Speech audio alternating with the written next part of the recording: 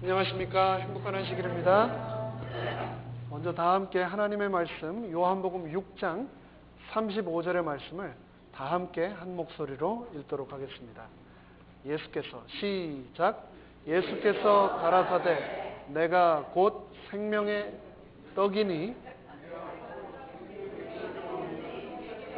내게 오는 자는 결코 줄이지 아니할 터이요 나를 믿는 자는 영원히 목마르지 아니하리라. 화면에서 말씀이 사라지니까 굉장히 당황스럽네요. 이래서 안식일 학교에서 그렇게 열심히 말씀을 외우자고 하시나 봅니다. 오늘 이 안식일은 굉장히 특별한 안식일입니다. 2017년이 엊그저께 시작한 것 같았는데 벌써 절반이 지나가고 이제 남은 절반을 향해서 오늘부터 저희가 달려가게 되는데요. 이 안식일 이제 남은 반년을 시작하면서 예수님께서 우리에게 기억하여 행하라 분부하신 세족 예식과 성만찬 예식을 행하는 안식일입니다. 그래서 오늘은 시대의 소망 제71장, 72장을 본문으로 생명의 떡이라는 제목으로 말씀을 함께 나누도록 하겠습니다. 먼저 말씀을 시작하기 전에 오늘 저희 교회를 여러 각지에서 성도님들이 방문을 해주셨는데 식사하시기 전 또 댁으로 가시기 전 예배가 마치면 바로 목회실로 오셔서 잠시 인사 나누고 또 함께 기도하는 시간을 갖겠습니다. 꼭 목회실을 들려주시면 감사하겠습니다. 제가 일전에 있던 교회, 전에 섬기던 교회에 젊은 여집사님이 계셨습니다. 근데 이 여집사님 남편은 교회를 나오지 않는 분이셨어요. 그러니까 이 여집사님이 어땠을까요? 늘 기도를 하면 남편을 위한 기도를 늘 했죠.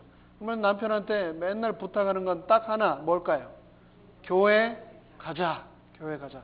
교회 가자고 계속 1년 내내 쪼르는데 이 남편분이 참 고맙게도 딱 1년에 한 번씩은 교회를 오시더라고요. 그런데 참 신기하죠. 이분이 교회를 오시는 날 우리가 꼭 이 세족 예식과 성만찬 예식을 교회에서 하게 됐습니다. 알고 그날 맞춰서 오시나 저는 생각을 했는데 알고 보니까 이 남편분도 그렇게 생각을 하셨다고 그래요. 참 신기하다. 이 교회는 어떻게 1년 한 번 교회를 가는데 교회 가면 설교한다더니 설교는 안 하고 발만 닦네? 그런 얘기를 하셨던 기억이 있습니다. 이분이 재수가 없고 운이 없고 희한한 경험만 하는 걸까요? 아니면 축복을 받은 걸까요? 네, 이 세족 예식과 성만찬 예식은 정말 큰 축복입니다. 교회에는 수많은 예식들이 있습니다. 그런데 그 예식들 하나하나마다 고유의 의미와 중요성을 가지고 있습니다. 그런데 그 많은 예식 중에서도 특별히 예수님이 우리에게 신신당부하신, 기억하여 꼭 행하라고 하신 그 예식 중에 하나가 바로 오늘 우리가 행할 세족 예식과 성만찬 예식입니다. 세족 예식은 예수님이 이 땅에서의 사명과 봉사를 우리에게 상기시켜 줄 뿐만 아니라 최고의 봉사와 섬김의 모본이 되신 예수님을 우리로 하여금 다시 한번 묵상하게 해주는 굉장히 의미 있는 예식입니다. 그리고 그 후에 이어지는 성만찬 예식은 우리를 위해 살과 피를 아낌없이 십자가에 버리신 예수님의 희생을 우리에게 깨닫게 해줍니다. 이 예식은 엄숙하게 나 자신의 마음을 살피는 시간이며 동시에 우리에게 즐거움을 주고 또 천국을 향한 기대를 주는 기대에 찬 희망의 시간이 될 것입니다. 이 성만찬 예식에 관해서 재림교회에서는 뭐라고 얘기를 하는가? 제7일 안식일 예수 재림교회는 교회 요람과 목사 요람에서 이 예식을 최소한 한 기에 한 번씩 각 교회에서 행하라 라고 권장을 하고 있습니다. 한 기에 한 번이면 1년에 몇 번이 될까요? 4번 정도 하기를 권하고 있는 겁니다. 그런데 이 예수님 당시의 풍습과 전통, 2000년 전에 예수님이 하시던 그 마지막 만찬 성찬식을 재현하는 것이 가장 이상적이겠죠. 오늘도 그 예수님이 하셨던 것처럼 제자들과 함께 다락방에 누워가지고 떡을 떼고 포도즙에 이렇게 찍어 먹으면서 하면 좋겠지만 현실, 오늘날은 또 많이 틀립니다. 그렇기 때문에 오늘날의 실정에 맞춘 저희 재림교회 대총회에서 제시한 예식을 참고로 진행하는 것이 가장 합리적이고 또 동시에 현실적이라고 생각을 합니다. 그러면서 동시에 우리는 계속해서 반복해서 예수님 오실 때까지 행하게 되는 이 성찬 예식을 회를 거듭하면서 다양하고 또 이 세리토스 교회에 가장 잘 맞는 은혜로운 예식으로 발전시켜 나가는 것도 우리의 도전이 되고 또 동시에 과제가 되리라 생각을 합니다. 무엇보다도 이 예식을 위해 가장 중요한 것은 무엇일까? 가장 중요한 준비는 무엇일까? 그것은 바로 이 은혜로운 예식을 위하여 우리의 마음이 준비되도록 기도하는 것이라고 생각을 합니다. 이제 남은 2017년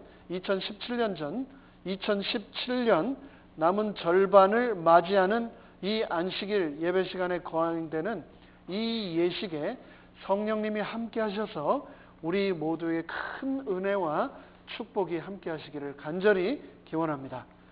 먼저 이 예식이 시작하기 전에 이 예식에 도대체 누가 참여하고 누가 참여해서는 안 되는가? 이거에 대해서 여러분 들어보신 적 있습니까? 있죠. 석 달 전에 저희 성만찬 할 때 그거 제가 말씀드렸잖아요. 우리 정원주 교수님 통역해 주시고. 세족 예식과 성만찬 예식은 침례 받은 사람만 참석할 수 있습니까? 본 교회 교적이 있는 성도님들만 참여할 수 있고 다른 교회에서 방문하신 분들은 참여할 수 없나요? 어린 아이들이 참석해도 됩니까? 침례를 받았는데 굳이 세족 예식하고 성만찬 예식을 또 해야 됩니까? 이 예식에 누가 참석할 수 있고 누가 참석해서는 안 될까? 이런 질문은 우리가 여태 해왔는데 여전히 이런 질문을 가지고 계신 분도 계실 겁니다. 그래서 다시 한번 저희가 복습을 해보겠습니다.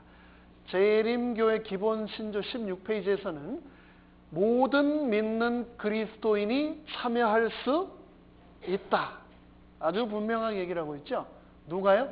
모든 믿는 그리스도인이 이 성만찬 예식에 참여할 수 있다라고 저희 재림교회 기본신조는 분명하게 말을 하고 있습니다. 그러면서 또 시대의 소망에서 다음과 같이 말하고 있습니다. 그리스도의 모본은 성만찬 예식의 사람들을 제외시키는 것을 금하신다. 뭐를 금하신다고요? 제외시키는 것을 금하신다라고 하셨습니다. 공개된 죄로 인해 죄 지은 자가 제외되는 것은 사실이다. 그러나 그 이상은 아무도 무엇에서는 안 된다? 판단해서는 안 된다. 하나님께서는 누구를 이 경우에 참석시킬 것인가를 말하는 것을 사람들에게, 우리에게 맡기지 않으셨다. 그래서 누구든지 다 환영받아야 할 예식, 그것이 바로 성찬식이다라고 말하고 있습니다. 또 재림교회 목사요람 266페이지에서 또 이렇게 말하고 있습니다. 그러므로 나의 삶을 그리스도께 위탁한다고 생각하는 사람이면 누구나 이 성만찬 예식에 참여할 수 있다. 사람이 자기를 살피고 그 후에야 이 떡을 먹고 이 잔을 마실 것이다. 그러므로 어린이들은 예식의 깊은 의미를 이해할 수 있는 나이가 되고 침례받음으로 자신을 그리스도께 헌신하기까지는 참여시키지 않도록 하라. 어린아이들 중에도 성숙하고 나이가 차서 이 예식의 참 의미를 가슴 깊이 깨달을 아이들도 있습니다. 하지만 너무 어린 아이들이 이 예식이 무엇인지도 모를 정도라면 그런 아이들은 참석하지 않고 더 자라서 이 의미를 깊이 깨닫고 침례받고 나서 참석하도록 하라라고 목사요람은 권하고 있습니다. 이제 우리가 행하게 될 세족 예식 그리고 성만찬 예식에 관해서 살펴볼 텐데 먼저 세족 예식의 의미에 관해서 살펴보도록 하겠습니다. 오늘 우리가 행하는 이 세족 예식의 의미 중에 먼저 이 세족 예식은 우리에게 무엇을 보여주고자 하는 의식인가? 참된 겸손이 무엇인지 보여주는 예식이 바로 이 세족 예식이다라고 말을 하고 있습니다. 재림교회 성경 주석에서는 5권 1139페이지에서는 이렇게 말하고 있습니다. 제자들이 언약의 왕국에서 가장 높은 자리를 차지하려고 다투고 있는 동안 그리스도는 허리에 띠를 두르시고 그를 주님이라고 부르는 사람들의 발을 씻으심으로 종의 직분을 다 하셨다. 예수님께서 돌아가시기 직전 만찬을 차려 놓으시고 마지막 식사를 할 때 제자들이 무슨 얘기하고 있었습니까? 천국에서 누가 높냐 싸우고 있었습니다. 그때 예수님께서 허리에 친히 수건을 동이시고 한 명 한 명 발을 닦으셨지요. 세족 예식의 첫 번째 의미는 바로 겸손이 무엇인지 우리에게 가르쳐주는 의식이다라고 말했습니다. 두 번째, 이 세족 예식의 의미는 봉사의 예식이다라고 말을 하고 있는데요. 예수님께서는 모든 사람들이 이 예식을 실천하면서 봉사하기를 원하신다라고 하셨습니다. 세족 예식이 올바르게 치루어질 때 하나님의 자녀들은 서로 돕고 서로 축복하는 거룩한 관계에 들어가게 된다라고 말을 했습니다. 여기 있는 말씀을 또 함께 읽어보겠습니다. 그의 백성들이 그 본성적으로 타고나는 이기심과 자기를 섬김으로 강화되는 이기심으로 말미암아 잘못 인도되지 않도록 하기 위하여 그리스도께서 친히 우리들에게 무엇의 본을요? 겸손의 본을 보이셨다. 주님은 이 큰 주제를 인간의 입술로 설명하도록 맡겨두지 않았다. 중요한 일이 아주 많았지만 하나님과 동등이신 그분이 몸소 그의 제자들의 발을 씻으리라고 결심하셨다. 둘째, 이 세족 예식은 무슨 예식이다? 봉사 예식이다 라고 말을 하고 있습니다. 마지막으로 이 세족 예식은 세 번째 어떤 의식인가? 오해를 제거하고 인간에게서 이기심을 쫓아내는 예식이다라고 말을 하고 있습니다. 시대의 소망 650페이지에 있는 말씀 읽겠습니다. 거룩한 순찰자가 이때에, 언제요? 세족 예식을 할 때에 하늘에서 내려와 이 의식이 심령을 살피는 의식, 죄를 뉘우치는 의식, 그리고 사죄의 복된 보증의 의식이 되도록 하기 위하여 어떻게 하신다고요? 참석하신다. 하늘의 거룩한 순찰자가 친히 우리 세족 예식에 참석하신다. 그리고 예식의 자리에 친히 함께 어떻게 하신다고요? 서 계신다. 오늘 서로 발을 닦으실 때 그 옆에 하늘의 거룩한 순찰자가 함께 서 계심을 기억하게 되시기를 간절히 바랍니다. 네. 이제 세족 예식에 이어지는 성만찬 예식에 관하여 또 살펴보도록 하겠습니다. 성만찬 예식 전에 거행하는 이 예식, 세족 예식에 관한 얘기네요. 이 세족 예식은 모든 사람이 합당치 않게 그 성찬에 참여하게 되지 않도록 자신을 살펴야 한다는 명령을 따르는 것이다. 성만찬 예식 전에 저희가 꼭 세족 예식을 하는 이유는 우리의 마음을 살피도록 하기 위함이라고 고린도전서는 말하고 있습니다. 시대의 소망에서 또 계속해서 말하기를 신자들이 이 의식을 거행하려고 모일 때에, 우리가 다 모였죠. 이렇게 모일 때에 인간의 눈에 보이지 않는 사자들이 함께 참석한다. 줄친 부분만 함께 읽어보겠습니다. 시작. 하늘의 천사들도 역시 참석한다. 이 세족 예식과 성만찬 예식에 누가 함께 참석한다고요? 하늘의 천사들이 참석한다라고 말했습니다. 눈에 보이지 않는 이 방문객들은 이런 때는 언제든지 참석한다라고 얘기를 하고 있습니다. 세족 예식은 또 어떤 예식인가? 오해를 제거하고 인간에게서 이기심을 쫓아내며 형제를 섬기도록 겸손한 마음으로 이끄는 의식이다라고 시대의 소망에서 말을 하고 있는데요. 예수님께서 이 땅에 계실 때 우리에게 하셨던 말씀, 그 말씀 중에 우리가 잘 기억하고 있는 이 마태복음 20장의 말씀, 이 말씀을 제가 다시 한번 읽겠습니다. 인자가 온 것은 섬김을 받으려 함이 아니라 도리어 무엇하려고? 섬기려 하고 자기 목숨을 많은 사람의 대속물로 주려 함이라. 섬김의 참된 모본을 예수님께서 이 겸손 예식을 통하여 우리에게 보여주셨습니다. 자, 이제 성만찬 예식의 의미를 또 살펴보겠습니다. 성만찬은 예수를 주와 구주로 믿는 믿음을 나타내는 의식으로 그분의 몸과 피의 상징에 참여하는 것이다. 우리를 만나시고 능력을 주시기 위하여 그리스도께서는 이 성만찬 예식에 친히 참여하신다. 이 예식에 참여함으로 우리는 주의 죽으심과 그분의 다시 오심, 재림을 기쁨으로 선포하게 된다. 우리가 이 성찬식에 참여하는 것이 주의 재림을 선포하는 것이다 라고 말을 하고 있습니다.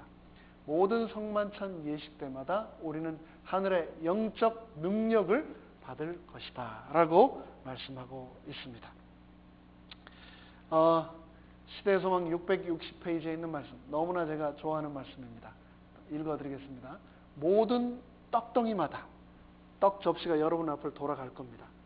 그 접시 위에 있는 작은 모든 떡덩이마다 갈바리 십자가에 예수님의 인이 찍혀 있다. 모든 샘물 포도즙에도 십자가가 반사되어 있다. 그리스도께서는 이 모든 것이 당신의 큰 희생의 상징을 가르치는 것이라고 가르치셨다라고 말을 하고 있습니다. 이제 우리는 이 예식에 참여하게 됩니다. 이 성만찬 예식을 하실 때, 특별히 그 전에 또 진행되는 이 세족 예식을 하실 때 우리가 주의해야 되는 것 중에 하나는 무엇인가 하냐면, 연로하시거나 또 몸이 불편하신 분들이 소외되지 않도록 우리가 잘 살펴야 되겠습니다. 그리고 또 발을 함께 씻을 대상자가 없어서 주저하거나 방황하고 계신 분은 없는지 우리가 세심한 배려의 눈길로 예식에 참여함과 동시에 이 예식 전체를 모든 성도가 함께 살펴야 한다라고 교회 요람은 말하고 있습니다. 이 세족 예식은 잘못된 것을 바로잡는 시간이고, 또 특별히 우리 성도 안에 혹시 피차 간에 좋지 않았던 감정이 있었다면 바로 그 감정을 풀 수 있는 화해의 시간이다라고 말을 하고 있습니다. 그래서 익숙한 사람, 편한 사람, 잘 아는 사람하고 후딱 해치우자라고 하지 마시고 마음속에 기도하고 생각하시면서 내가 이 기회를 통해서 오해를 풀고 화해해야 될 사람이 있는가?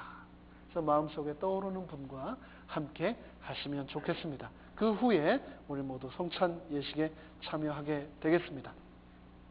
갈라디아 5장 13절은 이렇게 말합니다. 형제들아, 너희가 자유를 위하여 부르심을 입었으나 그러나 그 자유로 육체의 기회를 삼지 말고 그 자유로 오직 사랑으로 서로 무엇하라고요?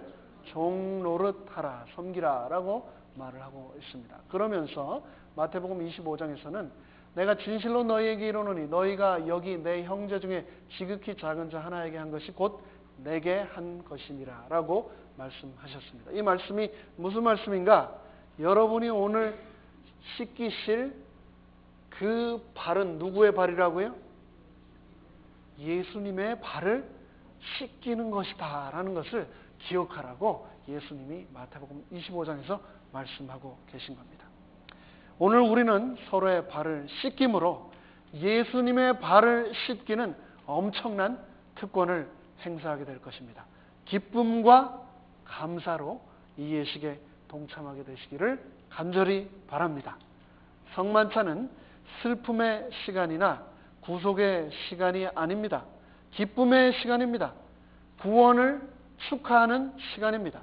축제의 시간입니다. 그 예수님께서 바로 내가 참 포도나무이다 라고 말씀하시면서 요한복음 6장 35절에서 내가 바로 뭐라고요? 곧 생명의 떡이다 라고 말씀을 하셨습니다. 오늘 우리는 이 예식을 통하여서 참 포도나무이시요 또 생명의 떡이신 예수님을 다시 한번 내 삶 속으로 영접하게 될 것입니다. 성만찬 예식의 중심은 무엇입니까? 예수님의 살과 피입니다. 즉 성만찬 예식의 중심은 바로 예수님이십니다. 이 예식처럼 나의 삶의 중심이 언제나 예수님이 되시기를 간절히 바라면서 말씀을 마치겠습니다. 다 함께 머리 숙여 기도하시겠습니다. 하늘에 계신 저희들의 아버지 하나님, 우리 주께서 이 지상생애를 마치기 직전에 우리에게 간절히 분부하신 말씀, 서로의 발을 겸손히 씻기며 또 예수님의 살과 피를 취하며 늘 이것을 기념하며 기억하라고 하신 그 말씀을 우리가 오늘 친히 행하겠습니다. 우리가 서로 형제 자매의 발을 씻기면서 예수님의 발을 씻기게 하여 주시옵소서.